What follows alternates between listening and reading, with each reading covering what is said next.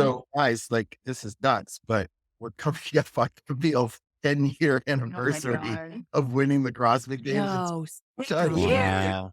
God. it feels like it was yesterday Yeah. and 10 years ago now. I still look the same, but I do not perform the Yeah. Is that weird? Is it weird to look back and be like, "Oh, look at the things that I You know, did, and but also look at the things I'm doing now." yeah, I just had this thing. Oh God, my daughter just slammed the door upstairs. Now Love I'm it. my hands Witness sweating. conversation. My hands are sweating. That's the difference in my life. This is my new stress. But I was just looking earlier today. Someone like this montage of just stuff like I was doing, and it just made me remember like all the stuff I did in training. I think because I'm older and I'm not as fit, I like now look at that stuff and I appreciate how good I was because I couldn't see it when I was doing it because it felt so normal. Oh, press two handstand and do this and then that 200 pound. Okay. Today, it was just so And you also have a different frame of comparison. weird. Like, you're comparing yourself to other games athletes always and seeing what do you need to do this year and Mm. what kind of skills you need to Yeah, but acquire, what when might they I'm just program. saying, like, when you're doing something and like it's like everything in life. When you work on a craft, it's like though every day is it's not even an inch. It's like you don't even know how much forward progress you're making. You can't even see it. And then you get to a point that it just always feels normal. And you're just always moving to the next step. And it's normal and it's normal and it's normal. And then your life change and those forward movement are completely different now. Now I'm just have so much passion for helping a lot of women that are suffering because I went through a whole thing. So it completely changed my path in life, which is wonderful, devastating, what life is all about. But I can truly appreciate now the amount of virtue that I think I was able to get to when I was younger. So it's pretty cool. And so we see that too with like physiques now, having both competed in bodybuilding at a high level. Like you don't realize how far you can come because you're comparing yourself to national level competitors who are so built and have such an impressive aesthetic that just the idea of like you lose your bearings, so to speak, as to what's normal, unquote. So yeah, I think so. People can relate to I think this thing, like as you get older, you constantly look back thinking, oh, when I was 16, I thought I was like too heavy or I wanted like more boobs or whatever. And then you get to 21 and you wanted to be skinnier. And then you get to 40 and you wanted to look like you were when you were 21. And it's like it's never, you're like never satisfied, which is something that I really changed in my life now because I want to celebrate all the victories and use the momentum in a much different way. Because even when I won the CrossFit game back then, I was like, okay, like what do I have to work on next? I was God, dude, just sit down for a second and enjoy this. It's yeah, it's strange. It's Yep. Yeah. There are so many parts of life that are like that, Camille. I'm the old guy in this conversation, obviously. And obviously, I've never done anything athletic in my life. However, we do have the same experience of raising children, and mine are yeah. much older than yours. And I have the exact same feeling you're talking about the games. I look back on raising my daughters when they were your daughter's age. And at Mhm. the time, it just felt so normal. And this is just where you are. And now they're 22 and 20. And I'd give anything for 5 more minutes of that. Oh, Like I anything, it's crazy.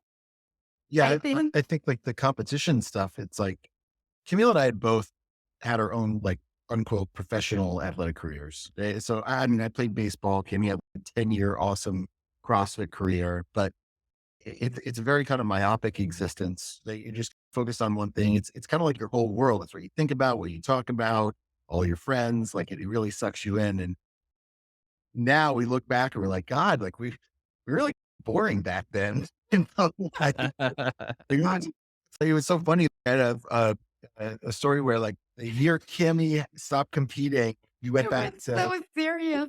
I was so serious. yeah, you were serious. I was like so freaking intense. So Like we went so back to, intense. It's crazy. CrossFit Invictus. This was like, I think you were done competing at that point. And we went back to CrossFit Invictus just to like, hang out and see some people. And we saw some of our friends that we knew. And one of Oh them, yes, yes. Garrett So Fisher, who's like yeah. another games competitor guy at the time, at least.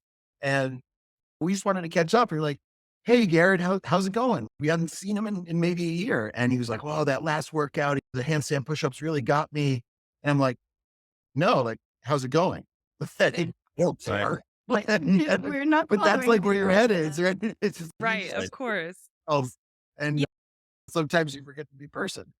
Yeah, no, and I Yeah. think that perspective and that lesson in perspective is really important because man, it's everything, right? Like you said, Cammy, like when you're in it and you have blinders on, like you're not recognizing anything from your progression to maybe how devoted you are to maybe the other things that you're ignoring because you're really, really into that one thing. But then I think looking back and recognizing your progress, also looking back and recognizing the change of your goals, all of that like really, really profound perspective, I think is enough to make you just kind of like stop and appreciate where you are in the world. And I'm Yeah. particularly interested in the way that your goals have changed because and you said you've been through a lot and you have shifted your perspective on what that end should be.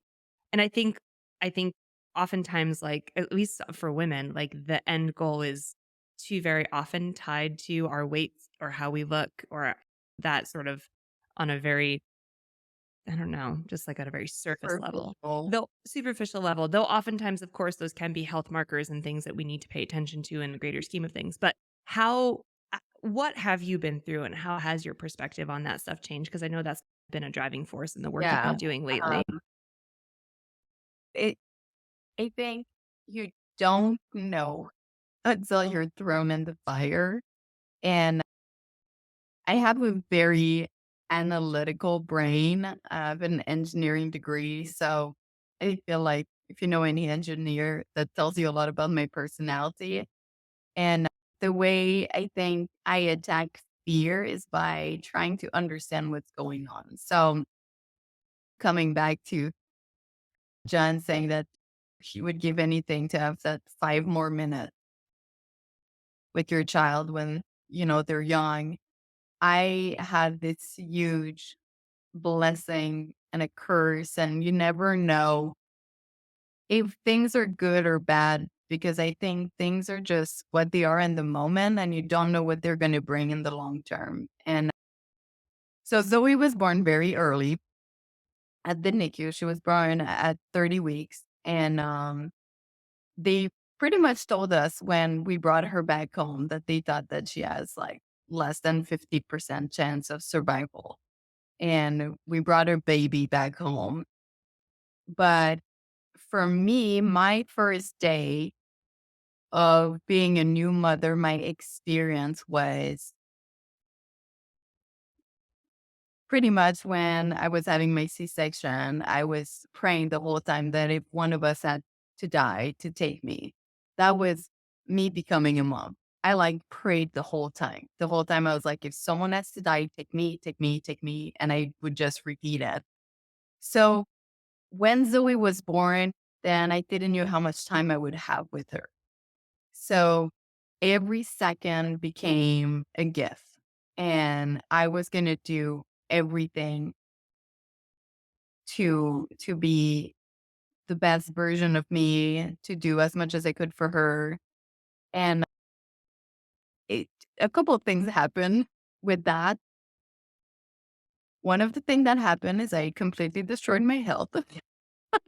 Fair, totally Yeah. fair, given the circumstances. Because I spent 12 weeks at the hospital, and then I would have to do feeding every 3 hours for 12 weeks and then pump right after.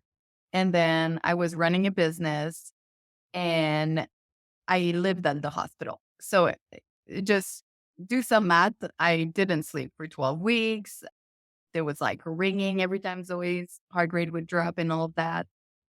And I turned towards the things that help us try to get through it. So a lot of caffeine and just trying to train through it to get back some sanity. Ended up munching on a lot of carbs, and I really suppressed all my hormones. Like I made myself very, very sick with the stress. I think it's very understandable.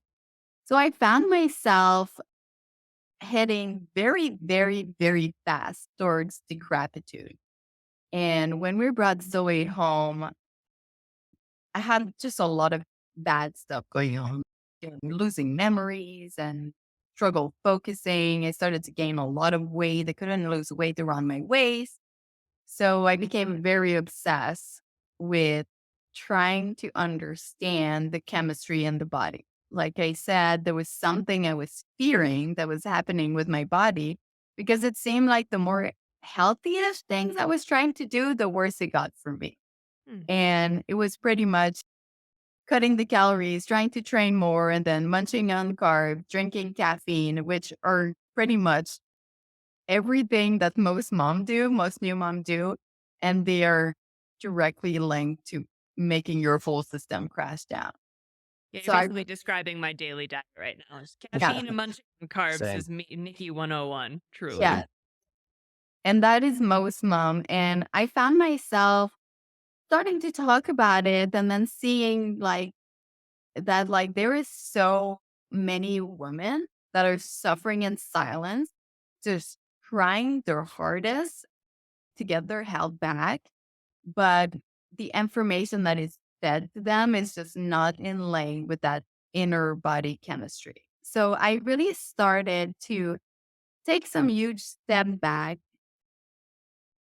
in kind of like trying to figure out that connection in my brain between the shame and guilt feeling that then comes with like binge eating or punishment, where like that like food and training comes into play, where it's a little yucky, and then trying to figure out how the food affects your brain, because behavior affects mood and mood affects behavior.